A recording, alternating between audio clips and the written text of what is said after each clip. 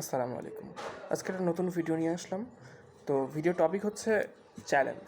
আমরা কীভাবে চ্যালেঞ্জের মাধ্যমে ছোট্ট একটা স্টেপের মাধ্যমে আমরা কীভাবে 5 দিনে পুরো একটা ইউনিটের সকল পড়াশোনা শেষ করতে পারি এবং ভিন্ন স্ট্র্যাটেজিতে আগিয়ে কীভাবে আগাবো সেটা হচ্ছে আমরা এক এক দিনে একটা করে টপিক অথবা একটা করে সাবজেক্ট অথবা 2টা করে সাবজেক্ট যতটুকু আমাদের সামর্থ্য অনুযায়ী আমরা নিব সেই সাবজেক্ট বা সেই টপিক। এখন আসলে স্পেসিফিকলি আমি যদি বলি যে আমি এখন সাবজেক্ট ভার্ব এগ্রিমেন্ট পড়ব, সো এই টপিকটা নিয়ে আমাদের কিন্তু সারাদিন দেওয়া যাবে না, যেহেতু সময় নেই। টপিক পড়লে আমাদের অনেকগুলো টপিক নিতে হবে, সেটাকে আমাদের ফুললি শেষ করতে হবে যেন কোনো গ্যাপ না থাকে। সো যেটা বলছিলাম যে আমরা একটা সাবজেক্ট ধরবো 5 দিনে আমরা যেভাবে ইচ্ছা যেভাবে করি 2বার যেন রিভিশন হয়ে যায় সেভাবে আমরা চেষ্টা করবো 5 দিনের চ্যালেঞ্জে। সো আমি যেভাবে চ্যালেঞ্জটা কন্ডাক্ট করব সেটা হচ্ছে, প্রথমত আমি প্রথম দিনে ইংরেজি এবং অ্যানালিটিক্যাল অ্যাবিলিটির যত কিছু আছে চট্টগ্রাম ইউনিভার্সিটির জন্য সব কিছু শেষ করব, ইনক্লুডিং বিসিএস। যদি আমি চেষ্টা করি অবশ্যই পারবো, ইনশাল্লাহ আপনারাও চেষ্টা করলে আপনারাও পারবেন। তারপরে এভাবে পরের দিন বাংলা এবং জিকে যদি আমি একসাথে করি, এভাবে করে আমি প্রত্যেক দিন করে শেষ করব।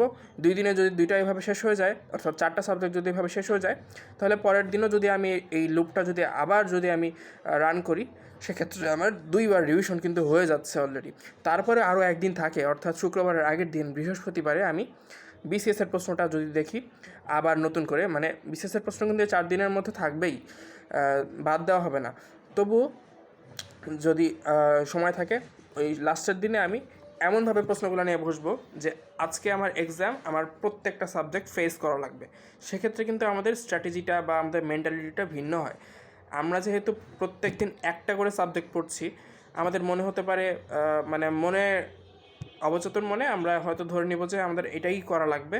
সো স্ট্র্যাটেজিটা হয়তো আমাদের এভাবেই আর কি গেম প্ল্যান মাইন্ডে সেট হয়ে যাবে। কিন্তু আমাদেরকে বোঝাতে হবে যে আমাদের প্রত্যেকটা প্রশ্ন, প্রত্যেকটা সাবজেক্ট, 4টা সাবজেক্টই আমাদের ফেস করতে হবে। তো ওই জন্য আমাদের লাস্টের দিনটাতে আমরা অনেকগুলো প্র্যাকটিস করব, অনেকগুলো মক টেস্ট দিব নিজেরাই, যেন এক্সামের দিন আমাদের টাইম ম্যানেজমেন্টে ভুল না হয়। দেখা যাচ্ছে আমরা ইংরেজিতে বেশি সময় দিয়ে দিলাম, আমরা জিকেতে বেশি সময় দিয়ে দিলাম, এরকম জানি না হয়। সেজন্য আমরা লাস্টের দিনের অর্থাৎ বৃহস্পতিবারে এবং শুক্রবারে যতটুকু টাইম পাই আমরা চেষ্টা করব 4টা সাবজেক্ট একসাথে নিয়ে প্রত্যেকটা মডেল প্রশ্ন আমরা সলভ করার চেষ্টা করব যতটুকু সম্ভব হয়। সো এটাই ছিল আমার স্ট্র্যাটেজি।